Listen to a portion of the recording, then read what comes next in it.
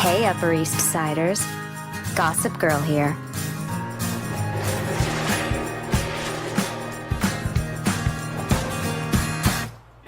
It's exciting to look back in celebration of the last 6 years. You really go out with some guy you don't know? Well, you can't be worse than the guys I do know. It's been a long, fantastic ride. Everyone's enjoyed it immensely. I'm Chuck Bass, and I love you. I could have never expected that I would be able to play a character for 6 years that's so well written and challenging. Haven't you heard? I'm the crazy bitch around here. Lovers need lovers, and I'm impressed. We're shooting in Manhattan. It doesn't get any better than that. Goods out on display. I feel a little like Alice in Wonderland. Manhattan will do that to a girl. It was just such a love affair with the city and everything that it has to offer, from fashion to food to music. New York has never seemed more perfect. There's an it girl in every corner. Stop. Don't get carried away. I went into it really hoping that this would make its mark as the new fashion TV series. I'll pop. The formula of the show was what made it what it is. Good morning, beautiful. Drop down from some other dimension just to be with you. It was very surreal for me. I had people coming up to me on the streets telling me they hate me. There was literally 40 paparazzi and 200 girls screaming and gathered around our trailers.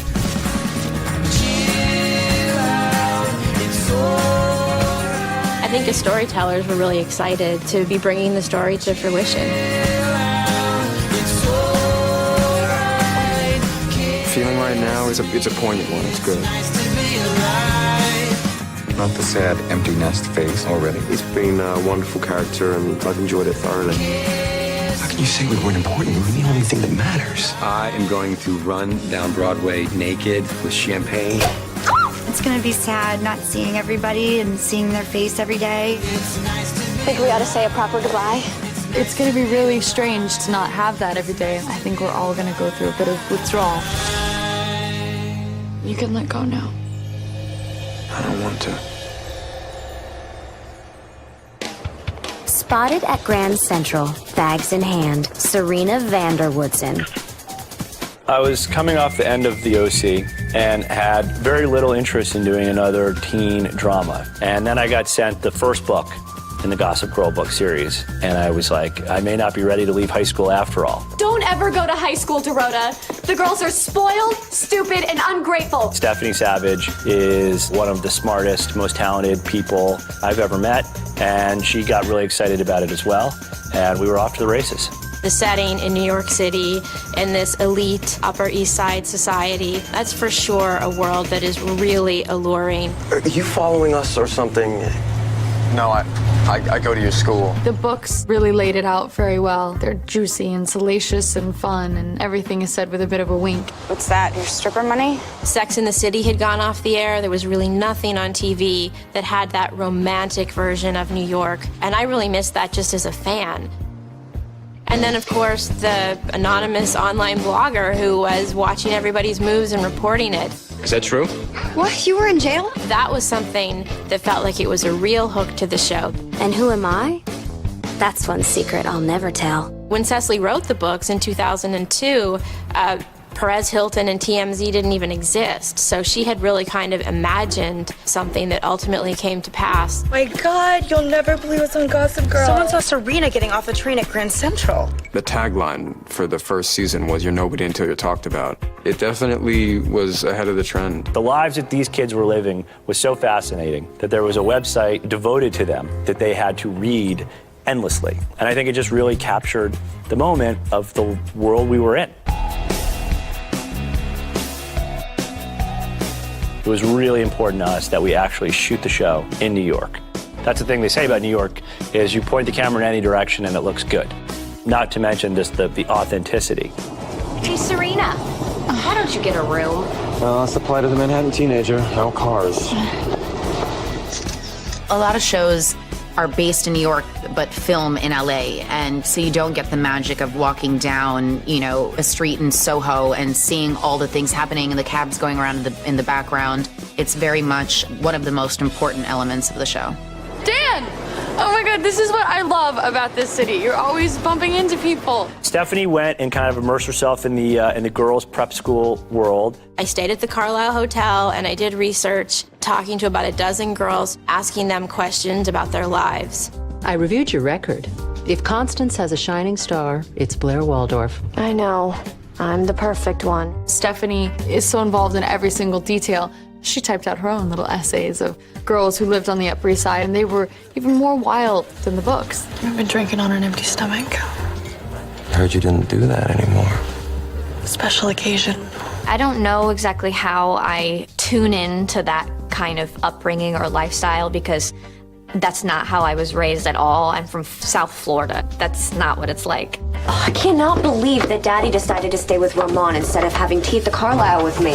It was taking people into a rarefied world, and a world that is seductive but also problematic. So you're actually hiding him. He tries to take his own life, and you're worried it's going to cost you Mom of the Year? Serena, as happy as I am to have you home, you have no idea what it's been like. We really wanted this idea of like family and relationships, all these things that are so universal to any coming of age story to be true here. We deal with the same things at the end of the day.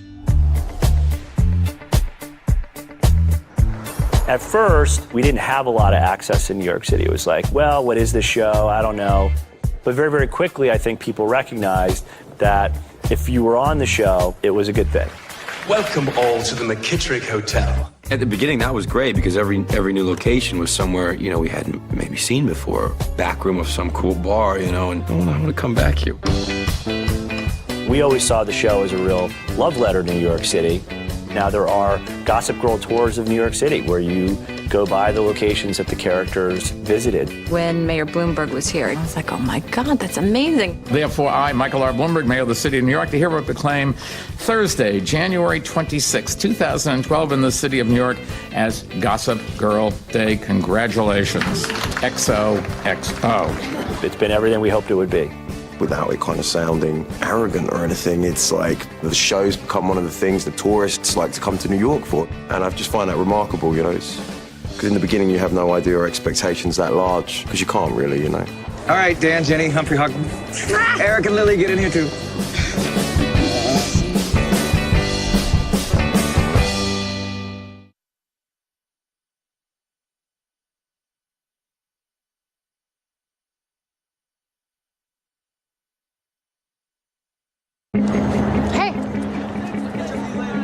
When's the party? Saturday. And you're kind of not invited. Josh and I are psychos about casting, and we really did feel with Gossip Girl that we had something special. At the time, I was living in LA, and I was auditioning every single day for pilots, and automatically I was like, I love Blair, I want to play that character. So I auditioned for it probably like 20 times. It was like probably my number 4 read. Wow.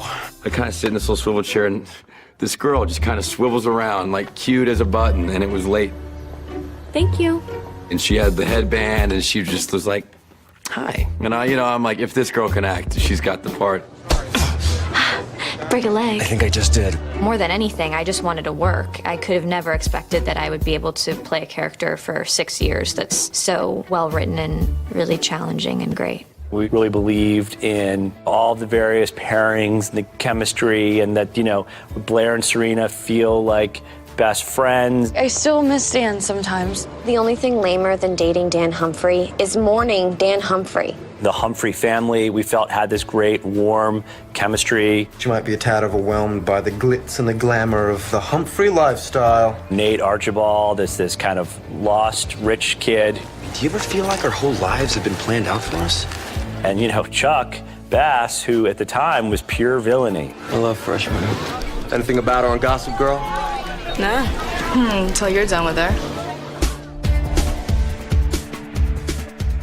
When we shot the pilot, we all lived in the same hotel together for those few weeks. And New York City, it was the most incredible place in the world. It was a fantastic feeling, because everybody felt equally as excited and probably a bit nervous. You felt like you were kind of thrown into something together. It basically is like the best of all possible excuses to be in New York and live in New York. It was so fun to see these kids who kind of showed up in like their Uggs and their hoodies figure out this world. We're shooting at the Palace Hotel. Nobody really cares. No one's stopping to watch. I remember it was such a difference, like the day after the show had premiered. And then suddenly, like, there were people standing around kind of watching, and we were like, oh, this is cool. There was, a fair amount of press and expectations, and we didn't do that well. 13 episodes into our order, the writer's strike hit, and, all production stopped. Everything was repeating, and a lot of people watched Gossip Girl in repeats. We're actually trying to work things out. Today's our first day hanging out together alone. We actually came back with a great audience and sort of wider interest than we had had when we started, because that sort of addictive quality of the show had kind of kicked in. Please welcome Blake Lively. Gossip Girl was invited to do a panel at the Paley Festival that first year, and that felt really great. It felt like they had caught on that there was something about the show that audiences were really reacting to. Then you were like, okay, if the wheels don't come off of this train, we're going to be fine. And it kept going. Every time we got renewed for another season, it was selfish personally, because we thought, yes, we get to live in New York another year. We get to get paid for it. Don't tell. I think at first critics were kind of like, this is a silly show about teenagers. But then the people who are actually from that world kind of validated it and embraced it. And it kind of forced people to take a second look. I'm really happy to be here with you right now. Nobody's ever looked at me the way you just did.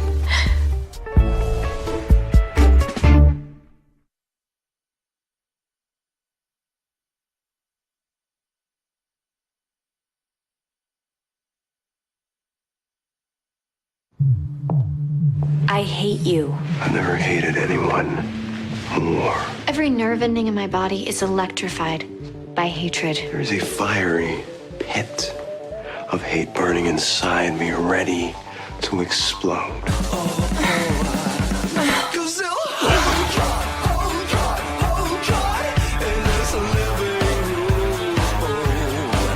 The show was pretty controversial when it came on. Excuse me. I think there's just a chaser.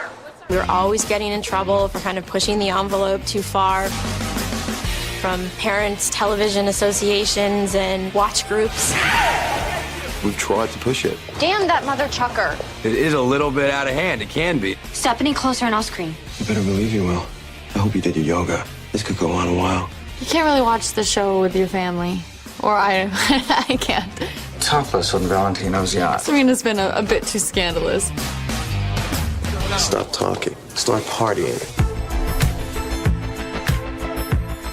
Definitely, we've had some great milestones on Gossip Girl in terms of feeling like cultural permeation is happening. Magazine covers, when they started coming, that felt very special. New York Magazine put us on the cover as the best show ever. There was an asterisk qualifying that, but it still said that.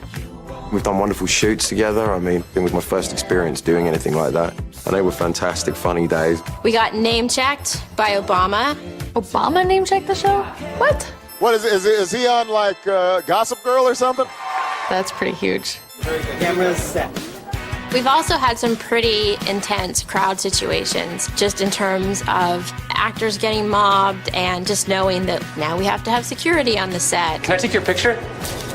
One of the first times we shot down on Central Park South, outside the plaza, all of a sudden you just have like these crowds of people. That was a strange thing. It was very surreal for me. I don't think I was aware of what a big deal the show was until I was in it. A book written about you guys. It sounds exciting. There was literally like 40 paparazzi and 200 just girls screaming and gathered around our trailers. They like to pet my hair, which is very strange. I remember the first year when we first saw our pictures on a building, and I was just like, come on. It was crazy there for a minute. I remember Penn grabbed me. He's like, man, I've never had my head like on a billboard, you know? It was just so novel, you know, and just such a cool time. To be 20 years old, to not be broke, and to be sharing it with like 6 other kids going through the same thing, there's very literally nothing like it. And to your left, everyone to your left. It was just like parties constantly, and like tinted windows and lights and like clothes that were given to you, and it's just like, where am I? What's going on right now? I think they had their fun. They've gotten to see New York in a way that maybe only their characters could understand. I just wish that they would leave me alone. Oh, is that why you got your hair blown out?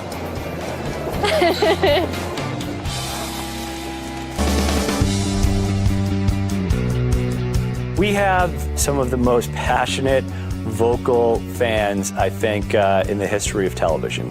My Twitter feed is often just a war between Dan and Blair shippers and Chuck and Blair shippers. So it's just Dare versus Chair in a battle royale. You kissed me back. I felt it. Doesn't matter what you think you felt. I'm sorry if I gave you the wrong impression. Even when we were doing the OC, there was only like 1 or 2 websites where fans could post comments. And since then, the fan community and the online community has just grown. And certainly Gossip Girl has been a part of that. We'll like walk out of our trailer for a second and a picture will be taken of us, and immediately everything you're wearing, it's like, get this there, get this there, get this there, get this there. Also, he looks like you know, or he looks tired, he looks sad. Do you think he's thinking about, you know, and it's just like, whoa, slow your roll, guys. I'm just like going to get breakfast. Why are you still following me, Nate? Having to kiss Chase out in front of the Plaza Hotel, having thousands of teenage girls crying and screaming at me, no, like, why? I mean, that's what I was talking about. Our fans were actually a lot older than people originally thought. We hear about people in their 20s and their 30s and their 40s. I mean, I can't tell you how many people come up to me and say, I know I'm not the target demographic, but I love the show. My grandparents still, I get texts from Nammy sometimes saying, I don't like you with that MILF anymore. Is this the master bedroom? Let's destroy it. And I'm like, Nammy, watch your mouth. I hope she sees this. My best friend was right, saying yes makes everything better. Or no, I'm sorry, it wasn't MILF. I take it all back. It was Cougar. Now this is really gonna get me in trouble. It was Cougar. Nice to meet you, by the way. Nate. That's a great name. And you are? Done now.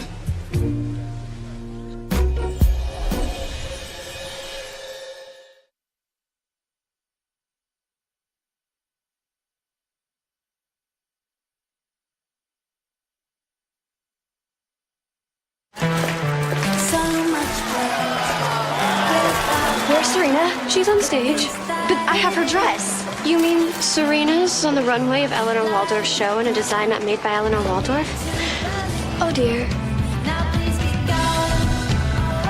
Eric Damon, our costume designer, has done an amazing job since the pilot of really being able to express character through costume and build not just great fashion moments over episodes, but real iconic identities for each of the characters. Exquisite.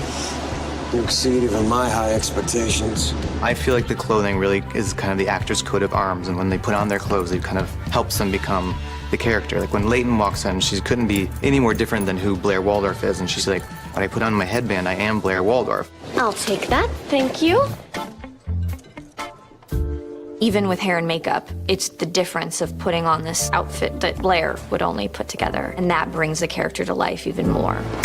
Blake, I think it's a much more symbiotic relationship where Blake inspires Serena and Serena inspires Blake. This girl has it. People that wear these clothes have to be very bold and very confident and very wealthy. So Eric really helped us create our characters with that. I'd ask how you are, but I don't really care. I mean, I'd say I'm great. Look at my hair, my clothes, my body. It gives you a body language. It gives you a posture that only that particular character can walk with. And you know, when you're in 7-inch heels, you're walking differently than when you're in sneakers. And we also have so many places to wear all of these clothes. Move! I have a Humphrey to squash. They really go to a lot of parties. I'm always dressing in these amazing party outfits. Every episode there's a brilliant gala, or, you know, seeing Blair in her prom dress, or Ed in his croquet outfit in the Hamptons. It's sort of glamorous in a way that old Hollywood used to be glamorous, where people really dressed. I think my most favorite outfit to date has been my debutante dress. I just felt like a princess. You look fantastic. Who are you wearing? Bachelor Mishka. It's great. My fashion was more, you know, sailing on a yacht, you know, like a Nautica ad. What's with the business formal? Are you being arraigned for something? I would always love to see what Ed stepped out wearing. You know, in the beginning it was way more ridiculous. You know, yellow socks and like his ascots and the whole thing. The Chuck Bass scarf evolution into ascot into wide cravat. I like your use of cravat. I thank you, Stephanie. I wouldn't have learned cravat if it wasn't for my time on Gossip Girl. It's quite a sad story, actually, because I'm a big fan of ascots, and I had one before the show started, and I can't really wear them anymore. I will always go back to what Chuck Bass was wearing on the day that he tried to play basketball. Just play some ball. That was truly, truly epic. Of course, the 100th episode, Blair's princess wedding is, I guess one of the most beautiful weddings on television. Is everything okay in here, Blair? You are an artist. Working with Vera Wang to go into her showroom and actually be able to work with her on a one-to-one basis and see all of these amazing dresses. I have an amazing team of assistants that really helped me get in all these Philip Tracy hats, and we really worked our butts off to make that look just right. Now, if we can continue. To be on a television show that had access to all the best fashion in the world, and then to learn from the best, not just through Eric Damon, but the designers that we got to meet. I heard Marc Jacobs named a purse after her. A lot of them have become fashion icons. Most of them are on the covers of magazines or doing perfume ads, or we see them everywhere. He definitely taught me how to accessorize, particularly in this last season during our fittings. Eric and I are just like, a necklace and earrings and a cuff and rings and studded necklace and studded coat. We're just like, is that too much? No, put another thing on. Welcome to the Upper East Side.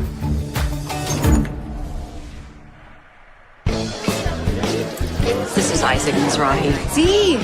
So. Okay, Alexa, it's your turn. Oh my. We've been really, really lucky in the way that fashion has been a part of the show, and then we've been able to benefit from that and get the fashion community to help us out and be a part of it. And appear on the show. Thank you so much for seeing me on short notice. You came highly recommended by Anna Wintour. So then Eric finds himself having to dress, big designers. Michael Kors was easy because he wears his black t-shirt and his black blazer. Didn't go so well for those who showed up at Blair's birthday party. Especially for Rachel Zoe, who had a chocolate fountain pour on her head. She wore that beautiful cobalt blue Pucci dress, and then we covered it in chocolate syrup. I die. I think they've been intelligent with guest stars and with references. Isn't that Alexandra Richards? People from the art community and socialites. It's kind of funny to see them in their element, but they're so not in their element, and check with them if we're doing it right. This is Tinsley Mortimer. Cyndi Lauper. And this is Sloane Crossley, the best-selling author of I Was Told There'd Be Cake. I think that was wonderful. It gave a sense of authenticity to the stories and to the world. Everyone's talking about it. When we were doing the ballet episode, I don't know anything about the ballet, so I was just sort of like, tell me who the ballet people are and let's invite them. I think they're called ballerinas. Sorry.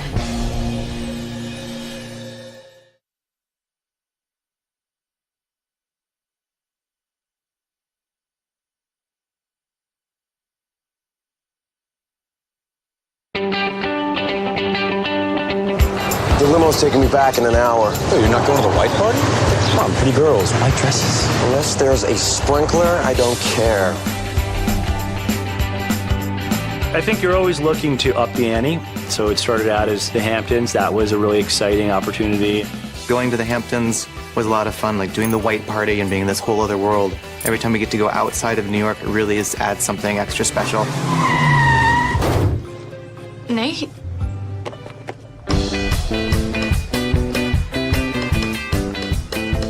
You kind of wanted to see Serena and Nate in the California sunshine. Cheers. Yes. We were down in the marina, and Chuck had won a yacht over the course of the summer, and he was riding a motorcycle on Mulholland. Not well. He wasn't riding it well. Not well. We were at a great mid-century house in the Hollywood Hills, so to really kind of give LA the Gossip Girl treatment was fun. Oh, of course that happened. Paris was like the ultimate. That's been Stephanie's dream since she was a wee lass. Ooh la la. Paris is burning and Serena and Blair lit the match. Of course, your flame is hotter than mine.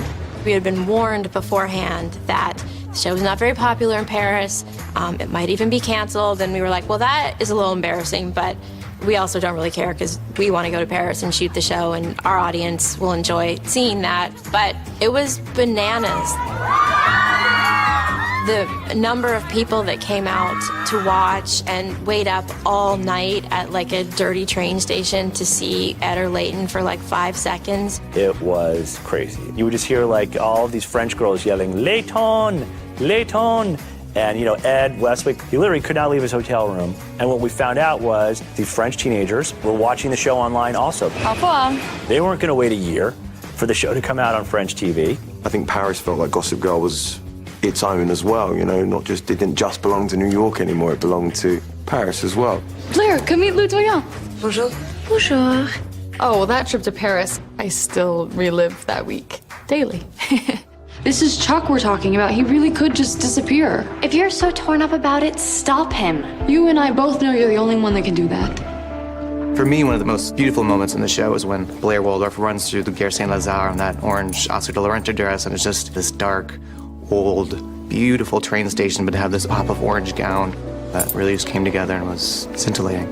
Your world would be easier if I didn't come back. That's true. But it wouldn't be my world without you in it.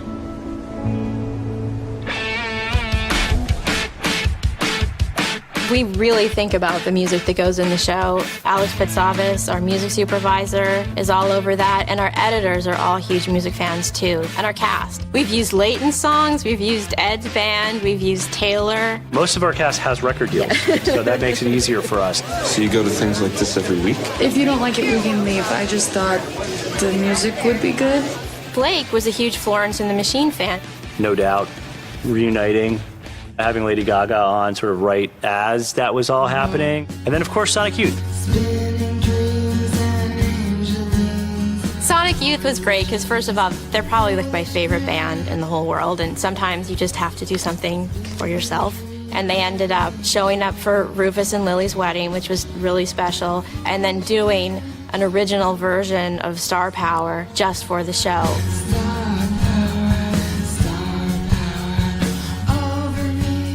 We always wanted the show to be able to function like a magazine. So if you wanted to find out what's a new fashion designer, what are the trends, what's a song that I should be listening to, what's a place that I should go, you could read a bunch of magazines or go online and figure that out, or you could just watch Gossip Girl and that information would be delivered to you. Does it really play without the other Ramones? I was gonna do Iggy, but I thought it might scare the children.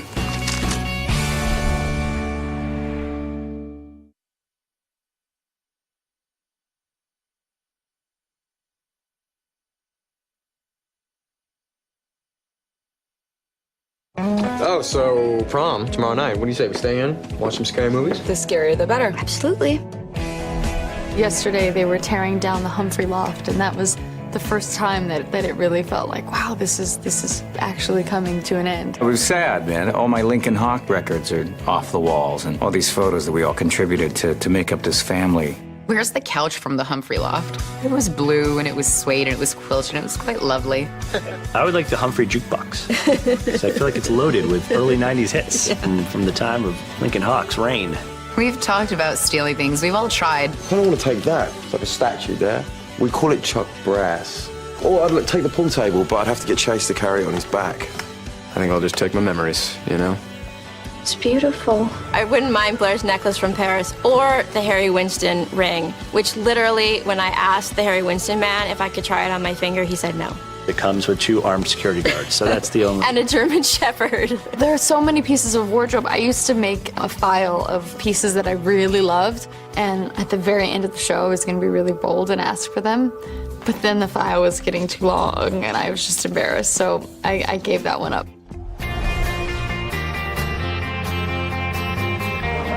We're also fortunate to have been on a show that has been not just such a success publicly, but such a success personally. You know, we've all had such a great positive experience.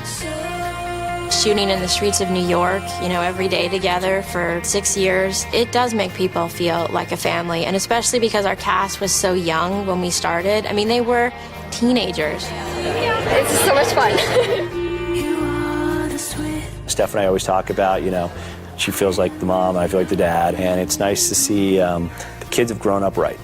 It is like a family, and I think I'll miss the richness of that. We won't miss the early hours, but we will miss the excuse just to, you know, hang out with each other between takes and catch up. And you know, it's not just the cast that we're friends with, it's the crew. We've had the same crew for 6 years, and they are also my very best friends. A lot of the guest stars say, man, I just want you to know, you guys have the best crew. They'll text me that. You guys have a really special thing, and we've always felt that way, and that's going to be one of the things I miss the most. I'm kind of looking at everyone and thinking, oh my God, everyone's grown up. No one in high school reads Gossip Girl anymore. It's for old people. It's been from 20 to 26 for me, a huge portion of my growing up, personally and professionally. It's just a moment in time. What can I say except, welcome to adulthood. We're all very excited to see what's next for ourselves and for each other. You know, I'm looking forward to watching people that I've worked with for 6 years now flourish and grow. We learned who we were together. We're all going through that heightened reality together, and keeping each other sane, I think, through that. I know that it has changed my life in a lot of ways, but it hasn't changed me. It's only made me appreciate everything else in my life that's still really concrete and the same even more. I've taken away so much from Gossip Girl. I've had so many amazing memories of being in incredible places that, you know, when I was a kid, I only saw in books. It's sad that it's coming to an end, but we've had just a blast. From the beginning of time, Gossip Girl time that is, I think people wanted to know, you know, what's going to happen with Chuck and Blair. Will you go to war with me? I thought you'd never ask.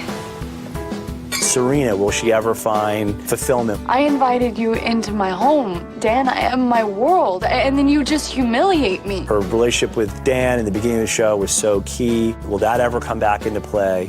Some of the old faces that were in the show, will we ever see them again? Who is Gossip Girl? Unmasking Gossip Girl? That's a major media coup. If you were a loyal viewer, or if you haven't watched the show in a few years, you're not going to want to miss this episode, and you're definitely not going to want to miss the last 10 minutes.